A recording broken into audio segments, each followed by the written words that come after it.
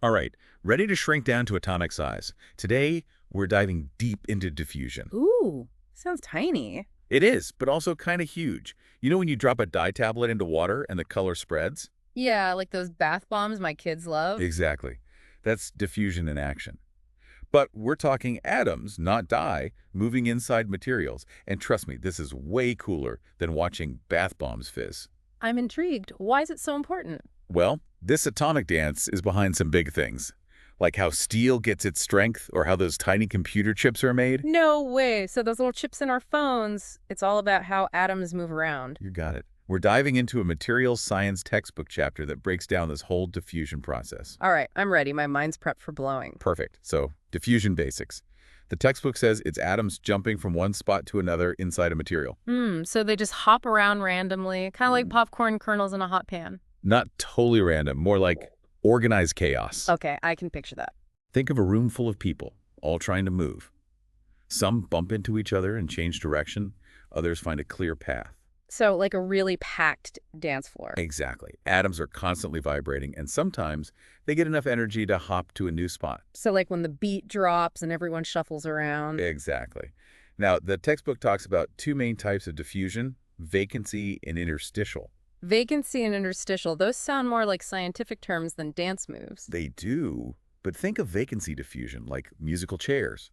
An atom can only move if there's an empty spot nearby, like waiting for someone to leave the dance floor so you can take their place. Ah, gotta wait for that vacancy. Exactly. Oh. And heat plays a big role because it makes those atoms vibrate more, which means more chances for those empty spots, those vacancies, to pop up. Oh, so cranking up the music makes more people leave the dance floor, so more vacancies. Now, interstitial diffusion is different. Picture tiny, agile dancers weaving between the bigger ones. They don't need to wait for a vacancy. Like those little kids dodging between adults at a wedding reception. Perfect analogy. They just slip through the gaps. And this is how carbon gets into iron to make steel, right? Right, because carbon atoms are small, so they can squeeze between those iron atoms, and that's what makes steel strong. It's like the carbon atoms are tiny wedges, making it harder for the iron atoms to slide past each other. Exactly. So cool how those little atoms make such a big difference. But can we actually see diffusion happening? We can. The textbook uses the example of a copper-nickel diffusion couple. Imagine pressing a piece of copper and a piece of nickel together and heating them up. Okay, I'm picturing it. The copper atoms start diffusing into the nickel side, and the nickel atoms go into the copper side. Over time, they mix, forming an alloy where the copper and nickel are all jumbled. Like those layered cookie doughs, but with metal. Precisely. But what drives this mixing? Why do they want to blend in the first place? That's where the concentration gradient comes in. Atoms want to spread out evenly, moving from areas where they're concentrated to areas where they're less concentrated. Like spraying perfume in a corner, eventually the scent fills the whole room. So it's all about evening things out. Yeah, like they're striving for equality, these little atoms. But it's not just how they move, right? It's also about how fast they move. The textbook talks about diffusion flux, and it seems like that's measuring the speed of this atomic migration. Like measuring how many cars pass a certain point on a highway, right? Exactly. Diffusion flux tells us how many atoms are passing through a given area per unit of time. And just like with traffic, we've got different patterns. Steady-state diffusion, where the flow is constant, like a highway with a steady stream of cars. Then there's non-steady-state diffusion, where things are more chaotic, kind of like rush hour. Oh, so we need some traffic laws for these atoms to keep things from getting crazy. We do. That's where fixed laws come in.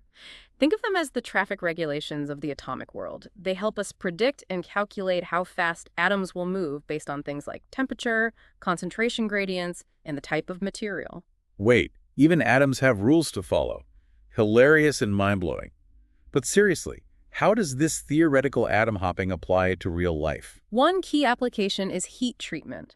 Engineers use their knowledge of diffusion and Fick's laws to design heat treatments that change material properties. Okay, that sounds super practical. Got an example? Steel. By controlling how carbon diffuses into steel, engineers can make it harder and more resistant. It's like giving it a superpower. So we can engineer materials at the atomic level just by controlling diffusion. Wow, that's power. But I'm curious what affects how fast those atoms move. We talked about temperature, but what else? Definitely. Temperature is a big one. The hotter it gets, the more energy those atoms have, and the faster they move around. But the type of atom matters too. Smaller atoms tend to diffuse faster than larger atoms. Think a sports car zipping through traffic versus a big truck. Size matters, even in the atomic world. Absolutely. And the material structure itself can also affect things. Some materials are tightly packed, making it harder for atoms to move, while others are more open, allowing for easier diffusion. Like navigating a crowded city with narrow streets versus a wide-open highway. So it's a combination of factors, a recipe where every ingredient matters. Precisely. And the textbook has this handy table. It shows diffusion coefficients for different materials at different temperatures. It's fascinating how those coefficients vary depending on the material and the temperature. Right, like you mentioned how carbon diffuses much faster in iron than iron does in itself. Mm. Is that just because carbon atoms are smaller? That's part of it, but iron's crystal structure also plays a role. The iron atoms are arranged in a specific way, and those tiny carbon atoms fit perfectly in the spaces between them. It's like they have their own designated lane. So not just about size, but also finding the right fit. Like those carbon atoms found the express lane, while the iron atoms are stuck in traffic. You know, this makes me think about how sugar dissolves faster in hot coffee. That's temperature influencing diffusion too, right? You got it. Heating the coffee gives those sugar molecules more energy to break apart and spread quickly through the water. A perfect everyday example. Cool. I love how these everyday things are actually explained by these complex atomic processes. Speaking of everyday things, those tiny computer chips, they rely on diffusion too, don't they? Absolutely. The chapter gets into how diffusion is crucial in semiconductor manufacturing, especially for creating those intricate circuits on silicon wafers. I can't imagine getting those circuits on something so small. It's like trying to build a city on a grain of rice. It's mind-boggling engineering. The process is called pre-deposition and drive-in diffusion. Think of it like baking a cake. Pre-deposition is adding the ingredients, and drive-in is baking it perfectly. Okay, I like this cake analogy. So what are the ingredients? Impurity atoms. They're carefully chosen and diffused into the silicon wafer to create specific electrical properties. During pre-deposition, these impurities are diffused into a thin layer on the surface. Then, during drive-in diffusion, they're pushed deeper, creating a controlled concentration. I'm seeing why controlling the depth and concentration of these impurities is key. It's about creating the right electrical pathways. Exactly. The chip's performance depends on how precisely these impurities are arranged. They're like tiny switches and gates controlling the flow of electricity, allowing the chip to process information. This is where it gets complex. How do they control where those impurity atoms go during diffusion? It seems like they could easily spread too much and mess everything up. Math to the rescue. The chapter delves into some equations that govern diffusion, specifically Fick's second law. It helps engineers predict how the concentration of those impurity atoms will change over time and distance. Okay, equations aren't my thing. Can you explain it for someone who prefers analogies? Think of Fick's second law as a map showing how those impurity atoms will spread over time. It considers things like the diffusion coefficient, the temperature, and the initial concentration gradient. So, like predicting how dye spreads in water, but with atoms.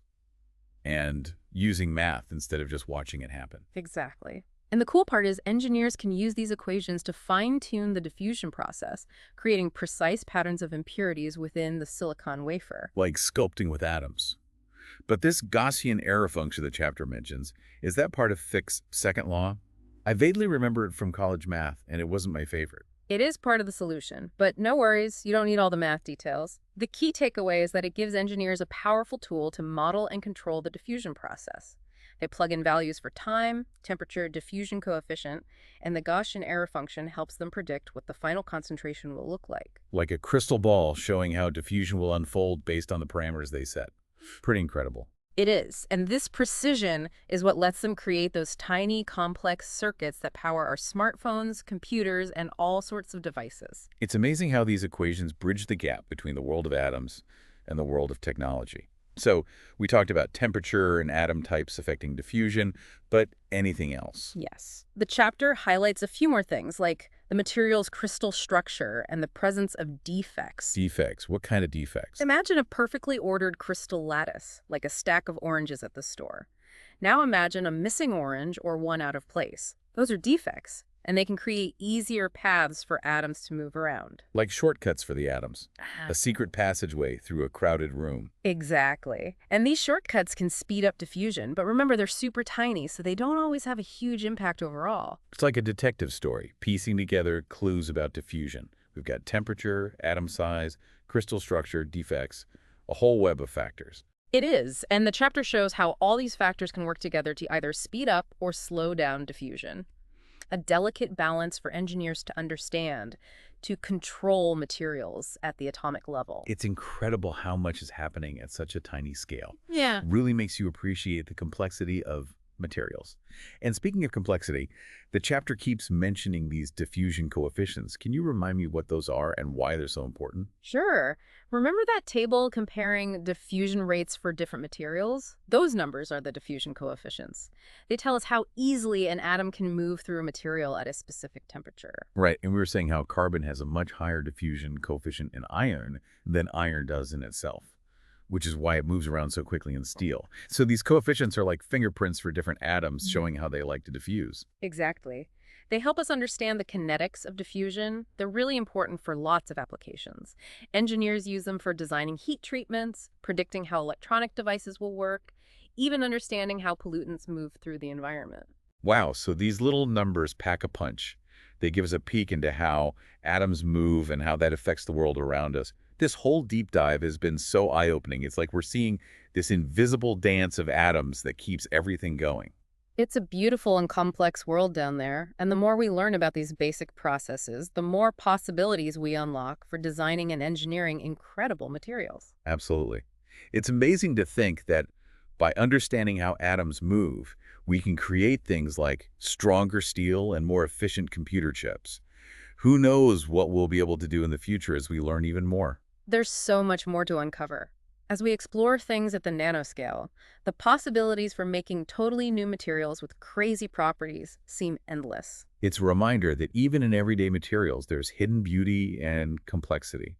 And by understanding these basic principles, we can unlock the potential for amazing new technologies. Well said. It's been a great exploring diffusion with you. And with all of you listening, we hope you enjoyed this deep dive into the world of atoms. Until next time, keep exploring, keep learning, and keep those atoms hopping.